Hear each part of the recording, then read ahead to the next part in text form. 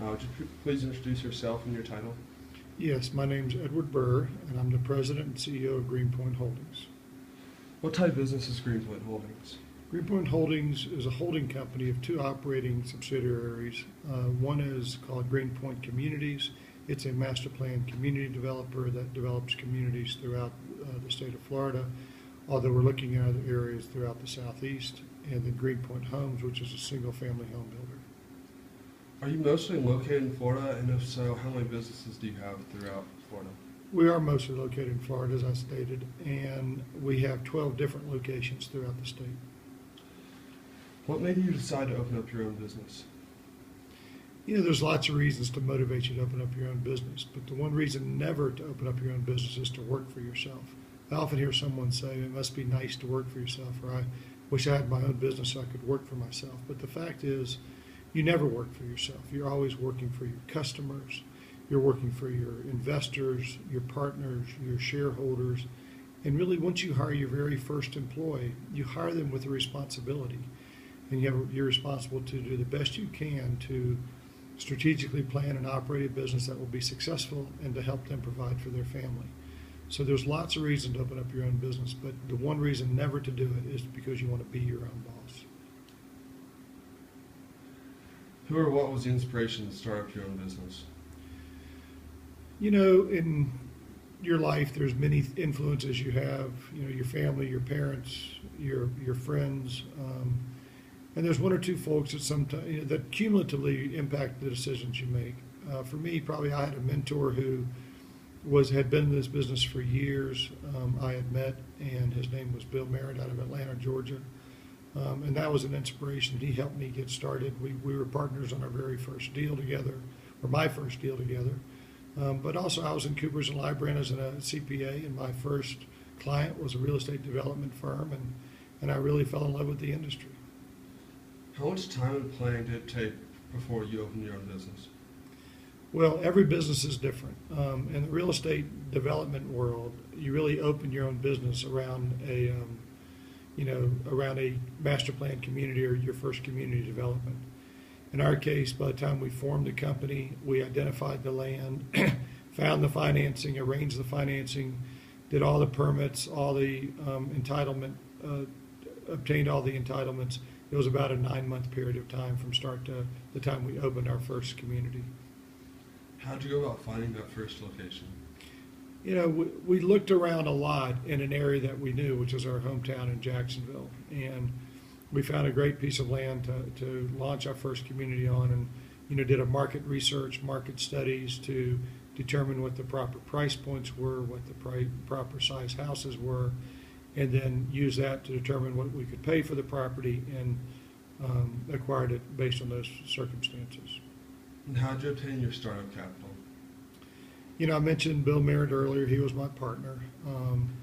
This was back in the days where financing was fairly available for real estate development communities, and we had Chase Manhattan Bank was our primary lender, and lent us most of the operating capital that we needed for the community. What are the licensing requirements for your business? We have a lot of licensing requirements in the real estate development world. As a home builder, we have to be licensed. Our contractor has to be licensed. Anytime that we do a development or a community, we have to get all the permits necessary to do the development. We have to get permits from the State Department of Environmental Protection, from the Federal Army Corps of Engineers, usually from our local St. John's River Water Management Districts or your local management districts in Florida. To get entitled to do land, you have to get the rights to develop and the zoning from the city. So we have a lot of restrictions and a lot of licensing requirements to operate a home building company and a master plan community developer in Florida. What information technology do you use to run your business? Well, I think today every business relies on information technology, even the smallest business. They use IT to help process their payments and cash flow. We're very intensive in terms of information technology. We have systems that support our home building technology. We have specialized proprietary systems that we work for our market research. And of course, we use all information technology for our financial reporting. How do you select potential employees that you know you'll trust?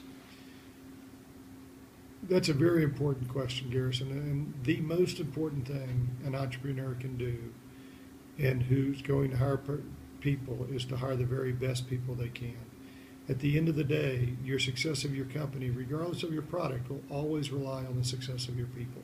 So hiring is very important. We use, executive search firms to hire senior level managers in our company. We use all the recruiting tools, the information, the electronic recruiting tools, the online recruiting tools, and still use somewhat classified ads to help find the employees that we need. What are the most important qualities in your mind for an employee to have?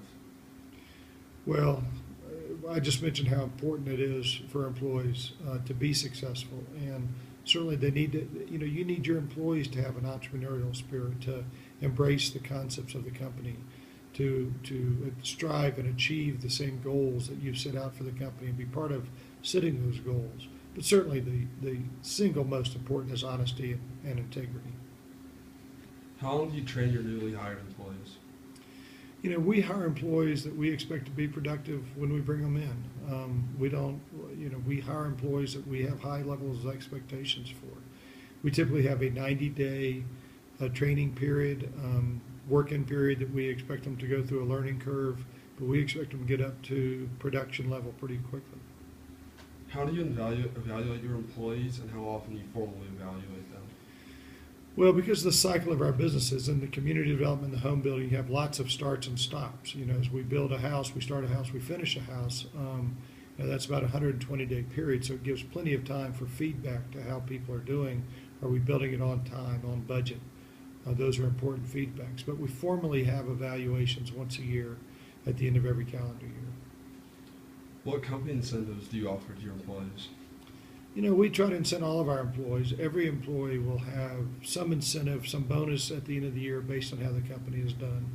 Our senior level executives have bonuses more significantly tied in to the operating profits of the company and to share in the percentages of those operating profits. What kind of day-to-day things as a CEO do you have to deal with? The CEO really is responsible for everything that happens in the company. You'll hear, the great CEOs know everything from, dishwasher to front of house. They're responsible for everything. But really, if you boil down, one of the most responsibilities is to be the great strategic thinker, strategic planner of what's going to be necessary to move this company forward, what's going to be necessary to help this company achieve success, and make sure you provide an environment to allow employees to be successful, to flourish in their own ambitions, and to provide for their families. When was it that you knew your business was going to be a success? There's lots of ups and downs in the real estate development and home building business. When we launched in 1987, started our first community in 1988, we had modest levels of success, acquired another piece of land and started another community in 89. Things were going well, and then there was a catastrophic financial circumstances where the savings and loans industry was collapsed. There was liquidity taken out of the market. The RTC, Resolution Trust Corporation, was formed back in the late 80s, really early 90s, and it was a very tough time. We fought through that process. You kept fighting and working every day, and then slowly things got better, and by the early 90s, we were back on a great trajectory and had great level of success through most of the 90s and the early 2000s. Obviously, we were affected by the dramatic recession that started in 2007. What is the worst experience you've had while being the CEO? Some of your worst experience probably deal with the people, having to counsel your employees out, advise them that they probably are better to work someplace else. Those are tough experiences. Certainly that early financial collapse of 2000, the early 1990s. As a young company, we were not well capitalized at the time, and having to deal with that, with the creditors in those situations was a tough time. And we dealt with it forthrightly and honestly and managed to prevail through that process. Which development are you most proud of? Developments, when you're in the master plan community development business and you create a community from scratch, there was nothing there but an open field. And then you drive back through them one day and there's kids are playing on the playground that you designed or that you planned. People are swimming in the swimming pools, they're riding their bikes, they're living in their houses, and they're realizing the American dream. It's hard to say which one's your best. It's sort of like your children. You love them all. What is the best advice you could give someone starting out their own business? Well, I think the best advice is to really explore why you want to start out your own business. I think I said earlier, one of the worst reasons to start your own business is, because you want to be your own boss. What you want to do is start your business something that you can bring expertise to, you can bring sophistication to, and you can bring a commitment to. It's going to be hard. There's no such thing as an easy launch or an easy start of your business. They're all tough. You'll find that when you read every story of success, you'll find they overcame many failures before they were successful.